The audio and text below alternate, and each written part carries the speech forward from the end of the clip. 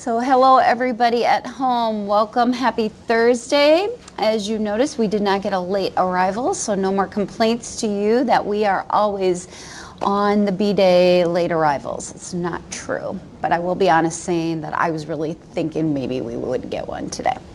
We're here. So today we're going to discuss Erikson. Right now what the students are doing is they are reading a children's book at their desk. So we'll get started here in just a second. Thanks for tuning in today.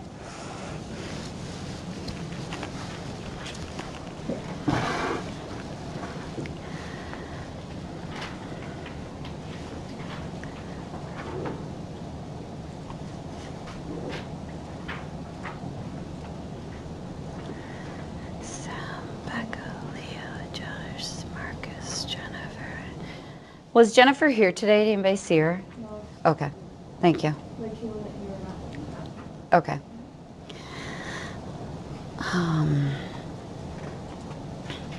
So we're gonna, once you finish that, I would just like to chat with you guys a little bit about your homework, how I always start class. It's kind of fun hearing different people's responses as they walk into class today and seeing either books that they read or their parents read to them, or kind of that walk down memory lane a little bit. I'm not going to lie to you. I too was doing the same thing. Last night I went up in the attic to get these books, and there I am with my winter coat on because our attic isn't heated, and I have my hat on and I'm just digging through my bins, and then I couldn't help myself but open the book and start like thumbing through it, and I like put them out and I took a picture of them for my kids. I'm like, do you remember? And I was so sad because like some of my favorite stories I read my kids, they did not have any memory of that. I was like, what? Oh, but I'm assuming some of you have books kind of in your back pocket if you were a reader or your parents read to you that you could maybe recall. Before we get into Erik Erikson and trying to figure out how these books relate to what we're talking about today, just to remind you of your homework. Your test is next week. Tuesday is your essay. Wednesday is the actual multiple choice. Monday, your interview is due, so stay on top of your reading. I have the interview questions right here from yesterday. Please feel free to take those down and use those. So these are Kohlberg-related interview questions. So we've got Piaget, Kohlberg, and then by the end of today, we will have up here our Erikson questions that we are brainstorming as a class. We've already got a pretty nice list. I want to also explain to you number 3, debunking aging stereotypes, guys. So if you tuned in yesterday, this will be a review, but I'm going to assign each of you one of these categories. We all have these stereotypes of different groups of people. People have stereotypes against teenagers, against careers, and against the elderly people. It's not just a race relations thing. So we talked about stereotypes in class and how stereotypes are based on somewhat truths and then somewhat overgeneralizations. And we talked about how stereotypes can be good and can be bad. Generally speaking, when people think about the elderly and aging, we think about negative stereotypes that are associated with that. Things that start breaking down in their body, in their mind, and within them socially as well too. I would like you to do an assignment to debunk the stereotype of the aging population so that as you start to age someday, I know it seems like forever away, you can have hope that you aren't just going to live off the last 10 years of your life waiting to die, that you will live each day to its fullest, that your body is fully capable of doing. So you're each going to be assigned one of the 4. One of you, you're going to have a commercial. You're going to find a commercial that shows the aging population moving, mobile, happy, not depressed, active in any way, shape, or form, maybe mentally sharp. Any commercial that shows them in a way that debunks those stereotypes that we have about them. Number 2, that person's going to find a written ad similar to what you see up here.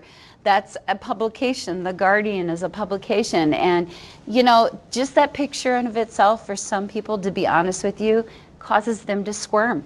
They don't like that image. They don't like the thought of grandpa and grandma being intimately and sexually involved. It like makes them very, very uncomfortable. But part of that uncomfortable feeling is also because society doesn't allow us to even see that, right? We see 20-year-olds being sexually or romantically involved on the screen or in scripts. We don't see this so much. Number 3, I'd like you to find a primary document, something that was written by an actual person that's aging, that shows that they're living their life to the fullest.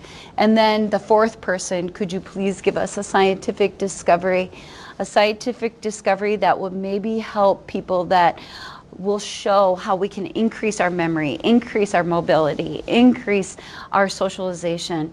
You know, what are some things scientifically that we can say? We know muscle mass is decreasing.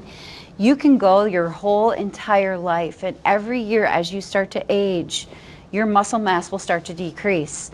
So what is science telling you that we should be doing? And regardless, I'd like the scientific fact, like many of you would just say, well, you would just, you know, start going to the gym, you know, or something like that. But what is science saying about truly what's happening with our muscle mass? That's just one example. You know, you could find anything.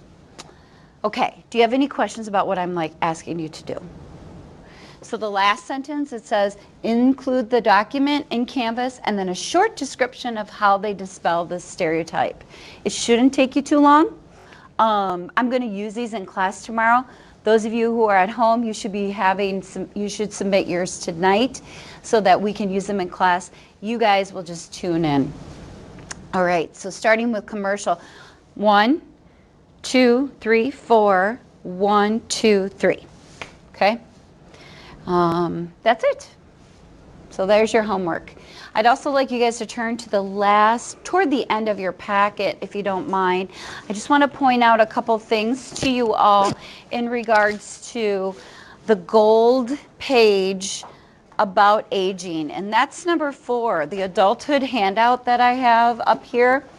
I want to show it to you. It's a gold page, and it's right next to the blue page. Thank you. Yep. It's divided into 4 sections. So physical should be A, B should be cognitive. So last night, I asked you guys to do A, physical. Tonight, I'm going to ask you to do cognitive. A and B, to keep you kind of like in line so you're not overwhelmed with the amount of homework and just do all of this at once, spacing your learning out, because we know that's the best way to remember things.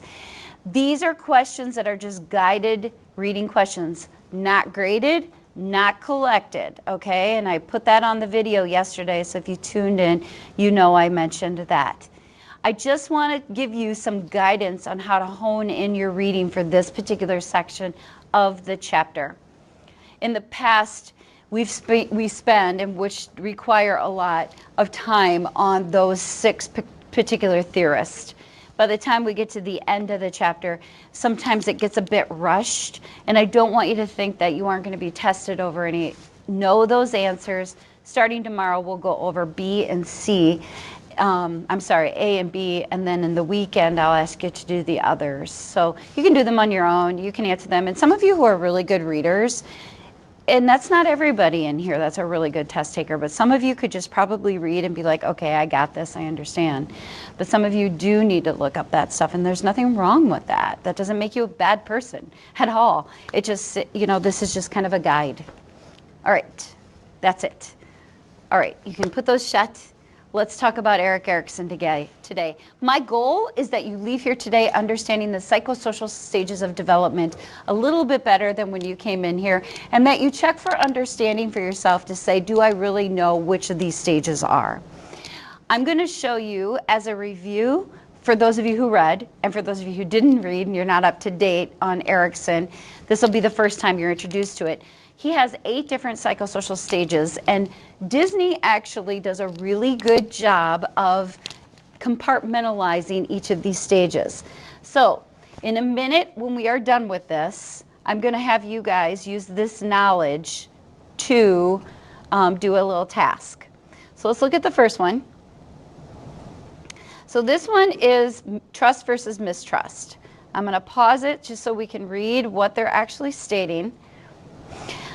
Boo loses her trust in Sully after Sully accidentally scares her. Boo had previously been attached to Sully throughout the film, and when she's scared, she develops a mistrust in Sully. So this is what this looks like. This is stage 1.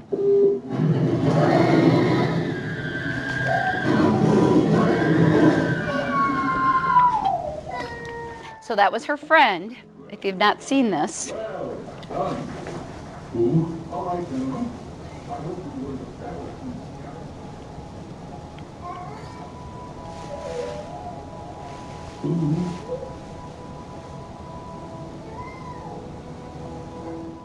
All right, stage 2, autonomy versus shame and doubt, or doubt. Finding Nemo. In this movie, Nemo was born with a deformed fin that makes it harder for him to swim. He tries to be like the normal fish, but his dad continues to coddle him and says he cannot be self-efficient when at this stage. That is all Nemo wants to be. Nemo develops shame in having such a small fin. So this is the whole stage in your life where you want to do things yourself, but sometimes you have an overly protective parent. I just want to stress to you guys, this Erikson believes that if you don't get through these stages successfully, then you can actually carry these stages into your adult life and have conflict later. Who does this sound like to you? Sigmund Freud. Sigmund Freud had what? He didn't have psychosocial stages, he had psychosexual stages. Let's quickly review. What are those psychosexual stages? Not on this test, but the test at the end of the year for sure. Oral. Only apes prefer large grapes. Anal. Phallic. One more before that. Large. Latency. And then genital. That's right. So many people like Erikson a bit better because they feel like he's a little bit easier to understand and relate to, but it's society, it's your parents, it's your home, it's the schools you go to, it's your jobs that you have, it's your activities that you're involved in, it's my relationships in my marriage, it's my relationship with my parents. Those are the things that are going to develop the person I am or not, okay? So this is number 3. I'm sorry, this is number 2. Nemo! No! You're about to swim in open water! No, I wasn't. It's just a quick thing I was here. If I hadn't shown up, I don't know. He wasn't gonna go. Yeah, he was too afraid. No, I wasn't. This does not concern you, kids. And you're lucky I don't tell your parents you were out there. You know you can't swim well. I can swim fine, Dad, okay? No, it's not okay. You shouldn't be anywhere near here.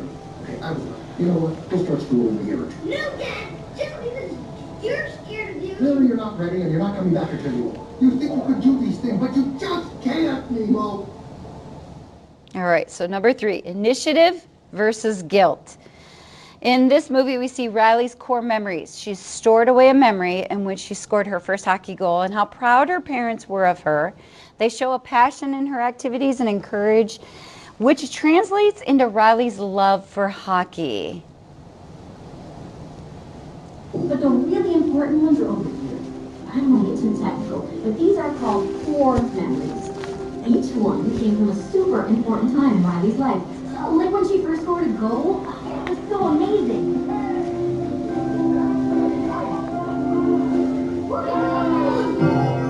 So that really is a big age where you start to feel like you're going to try new things in your life.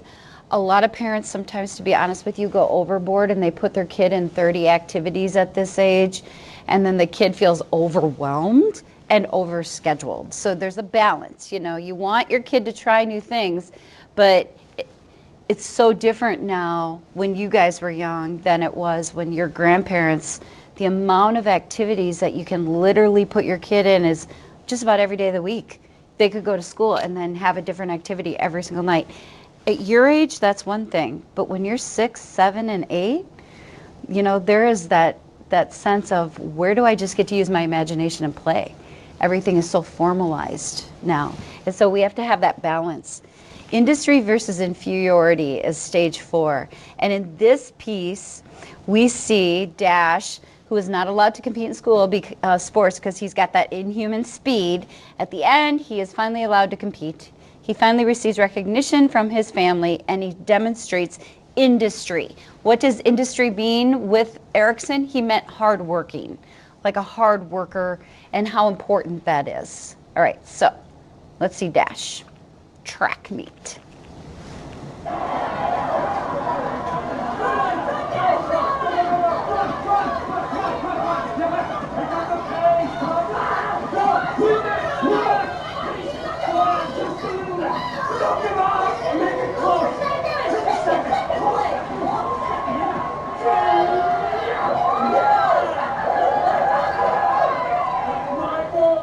You know, the biggest piece, or we start to move away from the family being important and the mother and the father and the siblings to industry and inferiority. Now it's the school that's important. Neighborhood is important. Stage 5, identity versus role confusion. You are all in this stage. This is the age of 13 to 19. So what happens with the minions is they really don't know their purpose. They don't have a master. They just feel purposeless in this world. Don't deny the fact that many people your age have no idea what you want to do when you go to college. And that identity is huge. People feel like they have to classify, I am going to major in this so that you can have an identity. And when you can't do that, you feel a sense of like waffling, like what am I going to do with my life type of thing. And it becomes a struggle for a lot of people. All right, here's the minions. And there's our school bus. Without a master, they had no purpose. They became aimless and depressed. If this went on much longer, they would surely perish. Yep. And then intimacy versus isolation. So intimacy, not just within someone romantically, but it could be that you're intimately loving someone else. So you love beyond yourself here.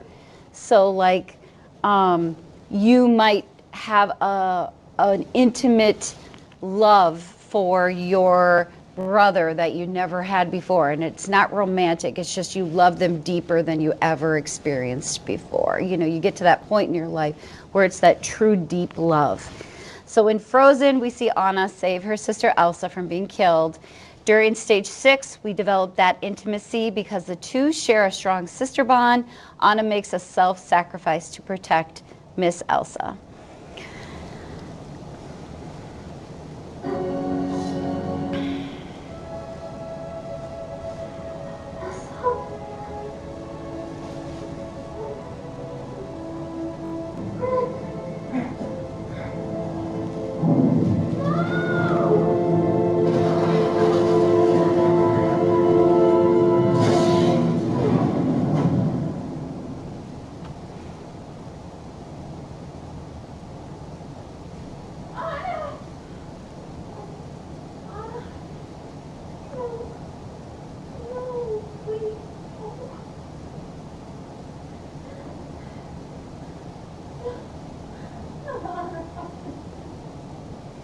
So during this stage, your partner is really critical in your life.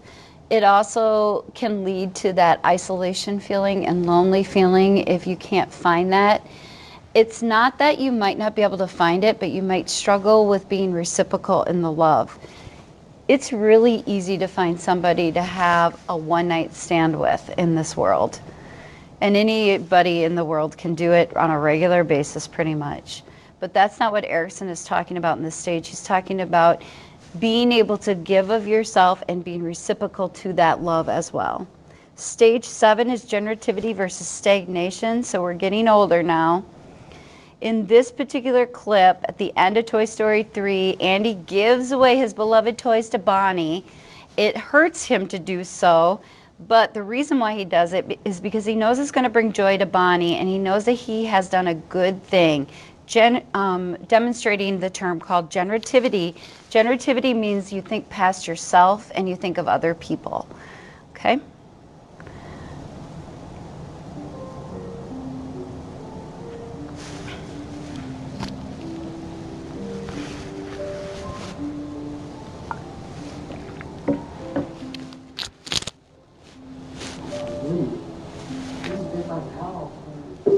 I can remember. He's brave, like a cowboy should be. And kind, and smart. But the thing that makes Woody special is he'll never give up on you. Ever. He'll be there for you, no matter what. You think you can take care of him for me? Okay then.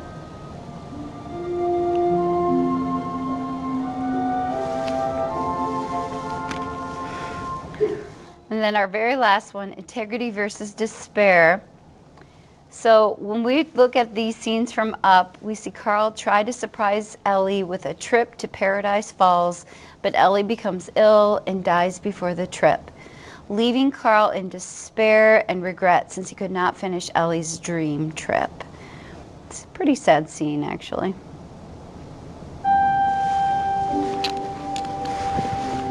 So the despair will turn him kind of grumpy if you've seen this movie.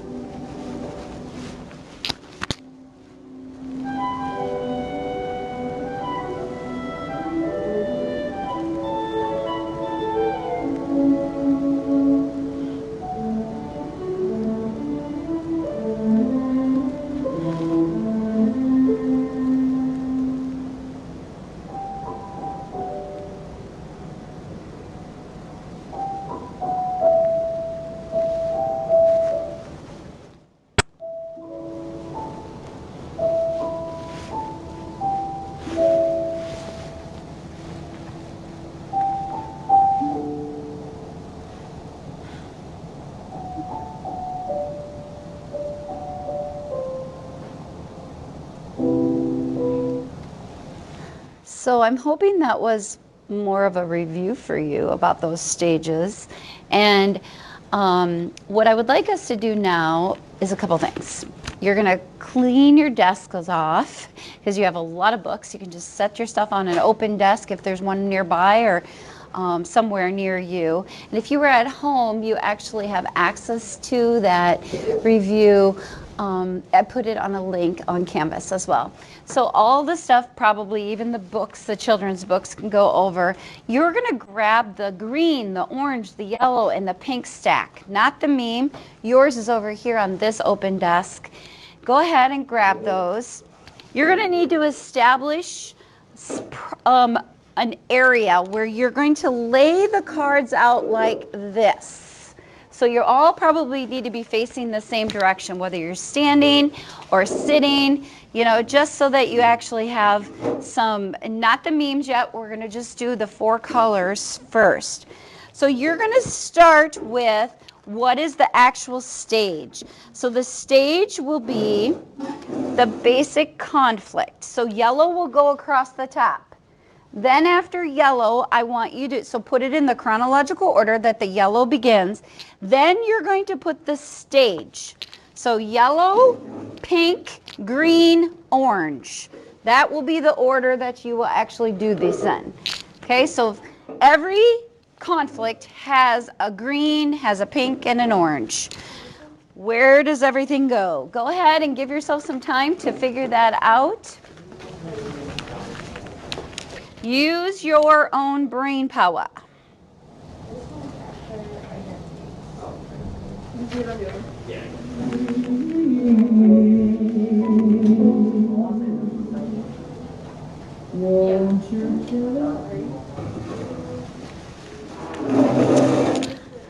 All right, so those of you who are at home, what we are doing is we are finding the cards that actually correspond with each other. So they're choosing, like this one says, autonomy versus shame and doubt. And then they have to find the correct stage that happens. And then they have to find what important event and then what outcome. For those of you at home, you will find this all in your packet on a blue sheet. And so I'm giving the people in class right now a chance to actually think through these on their own. So it's going to be a few minutes before we reconvene as a class, but we will be back.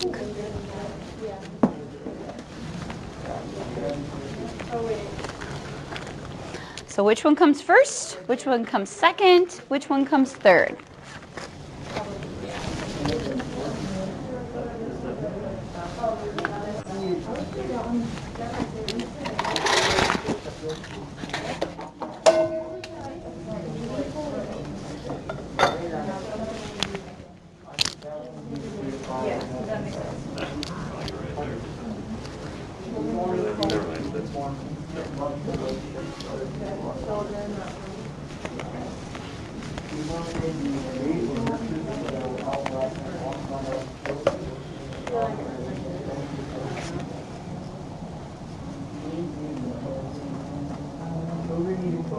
All done? That was the fastest I think anybody's ever done. You feel confident?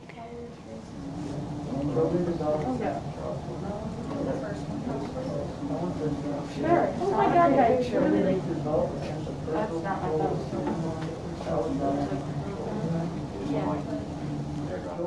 So what you're going to do now is find the memes. Yep. There's a stack of memes. Put them according to each. Don't take your pictures yet. I should have told you that, Leo, because we're going to double check and make sure they're right. And now you guys can do the memes and put them according to the correct stages. Hand them out so we each have a couple.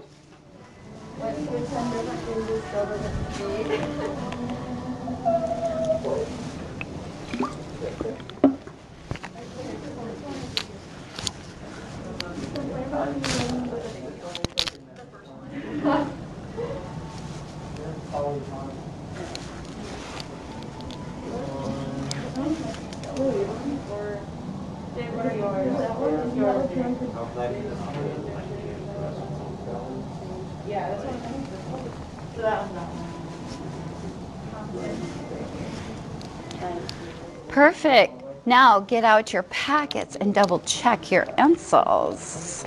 Make any changes that you need to. Hopefully we're right. Yeah. Feel productive to society all the time. Okay, now get out your packets and double check your answers to make sure you guys are right. Make any changes that you need to. It's on the blue sheet, guys. And it would actually be, David, yeah, if you go one more. There you go. Perfect, Sam, you got it right there. So do you, Marcus. Yep, that's good. Yeah. If you have any changes that you need to make,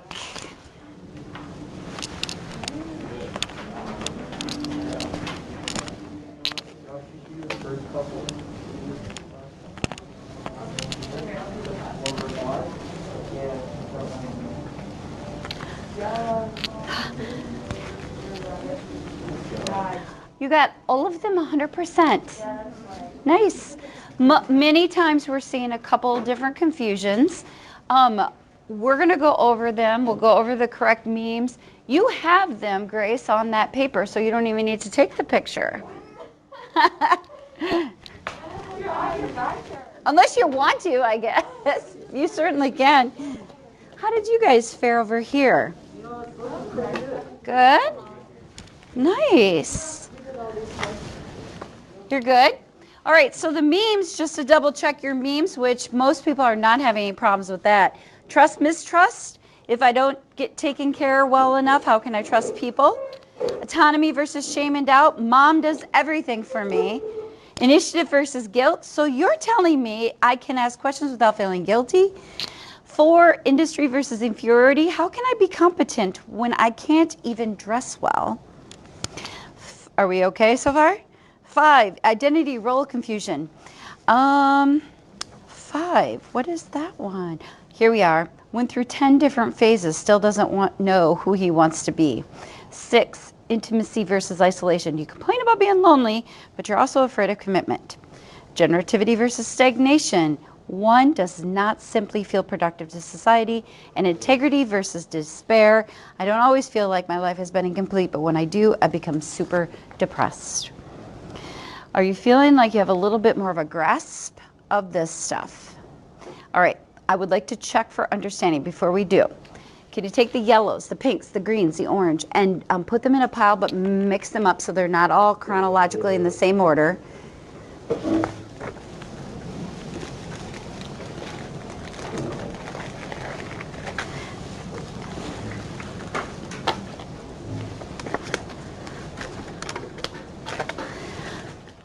and then take out your checking for understanding sheet in that packet. It's blue.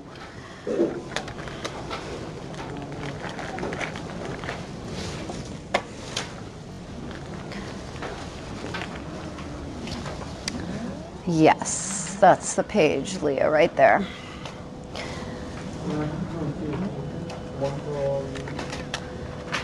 All right.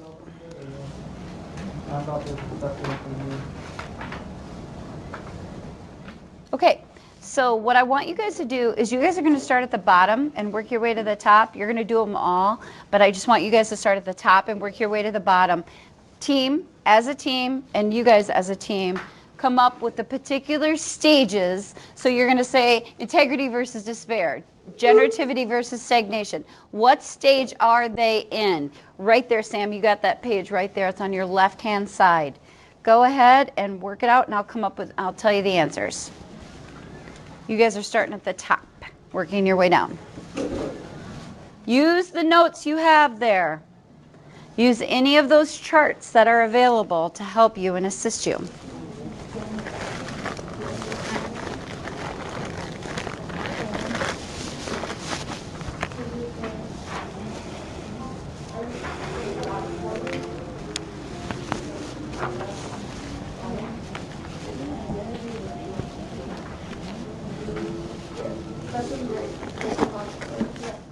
Yeah, you read, like, are you asking, should you write identity versus role confusion? Yeah.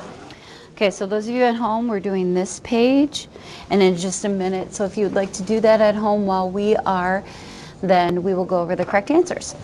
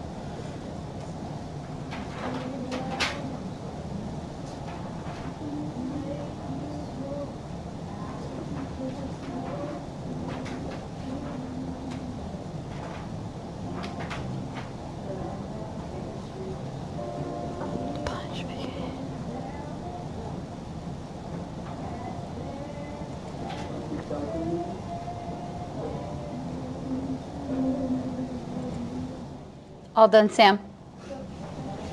Just give these guys a second. Good. Now what I want you guys to do is I want you to explain what story you read. I'm going to give you the answers of these in just a second. Explain what story you read, real briefly. But I want you, more than the story, tell them what you think the major purpose of the story, the moral, the goal, the lesson that was trying to be taught in the story. And then place it in one of those stages. Okay? So you're taking a guess. I think this story was about this, because I read it, and I think this is really kind of this theme, and it would go in this stage. Go ahead. Grab your books, the book you read. You guys got them on the floor over here. Yeah. The children's books. These children's books. Which ones did you guys read? I'm not sure which ones you guys read.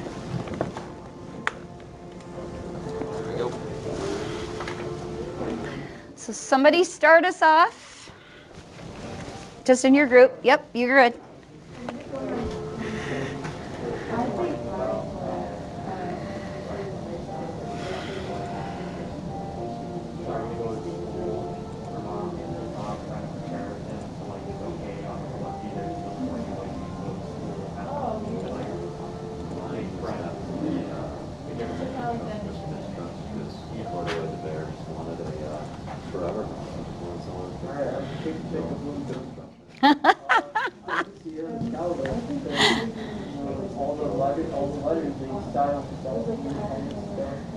climb up the tree, and then when they fall, you go their parents come and you know, help them take the contract and hold them.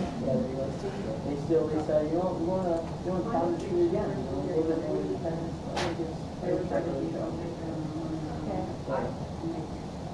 I read Brown Bear, Wait and See. I think that also really Catholic. I mean, it's just like different animals. So I think it's just like kind of like wonderful for having control of like what you see and like what you take in. Mm. It's really, really cool. I think they should kind of go preschool like with the exploration to like do that. I didn't see like.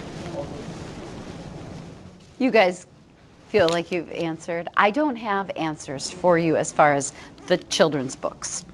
You know, this was just something I was thinking of, like, wow, a lot of these children's books could be placed. There's a theme behind them. The one book that I found interesting, I'm going to grab from you. No, you're good. Have any of you ever read this book? So this whole concept of is a mother goes through and says, no matter what, I'm always going to love you, right? And at the so somebody who hadn't read it in the previous class was like, oh, this one's about potty training. I'm like, no, it's really not about potty training. But it's about trust, and it's about that child feeling like that mom's going to be there. So trust versus mistrust. But at the very end of the book, it talks about how now mom gets old, and how we turn the young baby boy grows up to be a young man, and he's coming in because mom's becoming pretty frail and nearing the end of her life. And so it actually almost goes through a lot of these stages. It isn't just one. And I don't know if any of you have ever read The Giving Tree. It's the same concept. It starts at the beginning, trust versus mistrust. Goes through him wearing the tree as a crown. He's going through that whole playful, imaginative play, and then finds himself a girlfriend, you know, that intimacy versus isolation, and then he ends at the very end. It's a super awesome story. I love children's books so much, if you can imagine or getting that from me. Let's go over your answers. Make sure you can answer something like this on your test. So let me turn that music down. I hope you didn't mind that light music playing in the background. I think sometimes you can hear each other talking from group to group, and I was trying to eliminate that a bit. All right, number 6, we'll start at the top. What did you guys have? What was your answer? Okay, so we were looking at what stage? Intimacy versus isolation, and that's what you're going to have to be able to do for the test. You will have to actually say the stage. And so you're going to have to know what happens during that stage. Did you see what just happened? I went all the way down. I sat on it, it just took me down. So the whole companionship, partnership. Number 7 over here, your group. What did you guys have for 7? We had autonomy versus shame. It actually is autonomy versus shame and doubt. Let's make sure you understand why. Why did you guys say that one versus the opposite one? What was your reasoning for autonomy versus shame doubt? Because Daniel chooses to wear his dirty t-shirt. It's his own choice. And it's the whole let me do it phase. That's exactly correct. Yep, good. Back to you guys again. Sam, your group, number 8. We had generosity versus stagnation. You guys over here, same? Good. Number 9. David, your group? We'll go with industry versus inferiority.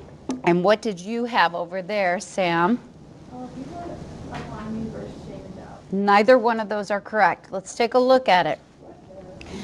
Timmy's mom pours him a bowl of Cheerios and milk. She directs him to go sit at the table. Timmy reaches for the bowl of Cheerios, announcing, "I carry it." On the way to the table, lots of milk and cereal spill on the floor. Mom quietly cleans up the mess and thanks him for his help. Review your stages, look back, and what could be our revision here? You have one, David? Initiative versus guilt. And why is that the correct answer? Because he wanted to be great. He feels powerful. Like, he was asserting control. Yeah, and trying different things, that type of thing. Good. Back to your group, Joshua. What is number 10? Correct. Did you guys have the same thing over here? All right, then your group over here, Leah, 11. So those are the industry versus inferiority. It is. That a girl? Industry versus inferiority. Did you have that same answer? And then Marcus, your group, number 12. Identity versus both. Yes. How were you guys on that one over here? Okay. So we had a few clarifying points. You're going to see questions like this on your test where you're going to say, what stage is it? So if you understand the major components of the stage, you'll be able to identify them, hopefully, for each of you. The last few minutes. What kind of questions can we come up with to ask our elderly person based on these stages? You might even want to have that blue sheet right in front of you because, or some of those sheets that I've given you in your packet to help you think about what are some questions we could ask elderly people. Here's the component. You want to be able to place them in a particular stage, right? So even though they're 70, 80 years old, that doesn't mean if they're talking about something earlier in their life, you can't say, oh, during this stage, this is something they told me about, you know, a memory that they had. So let's brainstorm. What do you guys got? Something with there. That's a great question, but it's a good starting point. So Leah's saying something with their relationships. How can we expand on that, guys? I'm going to take notes so I can write them on the board.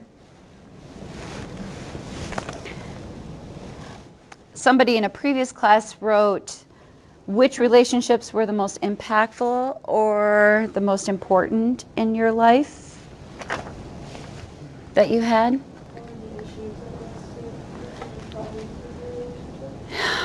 Okay, so now we're getting deep. Did you have any problems with your relationships? You're going to become their therapist soon. Okay, give me another question. Did you ask them, like, if they had, like, a favorite activity or something, kind of? Where are you putting that? Because it was kind of like the initiative and guilt thing. Like, if they have, like, something that they do a lot, they feel like they have a purpose, maybe? Do you know what I'm, like, thinking at? No, because I feel like you're saying two stages there. The purpose in life would be more toward the end, whereas the activities that you were involved in might lend itself better to a different stage, like that industry stage when you're in school and stuff. But I really like the purpose question. In fact, I had that written down. How do you find purpose in your day or your life? Because most of them are going to be retired.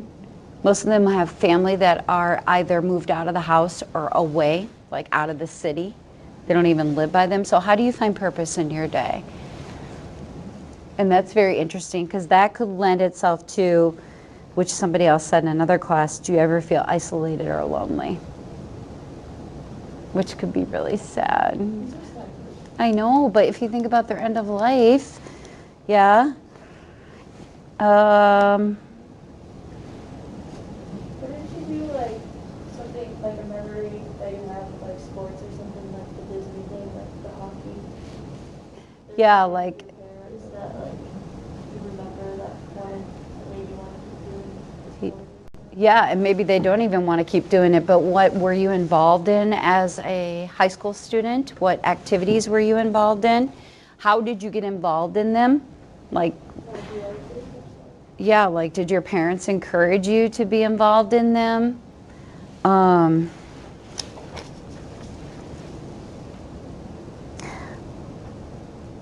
I like this one. I want to write that down before I forget. What activities were you involved in high school? Is that what you said? This kind of goes hand in hand with that. Did you ever go against what your parents wanted you to be? So the whole identity thing, you know, like what did your parents want you to grow up to do? Or maybe not even that, maybe your parents wanted you to marry this person, but you chose to marry this person instead, right? You know? So did you ever go against what your parents wanted you to be? Were you satisfied with your job? did your job bring you satisfaction in your life? So we're getting a little bit more deep, right? But these questions are probably more geared toward their end of their life. So I'll put those on the board. You guys have a great lunch. We'll see you when you get back.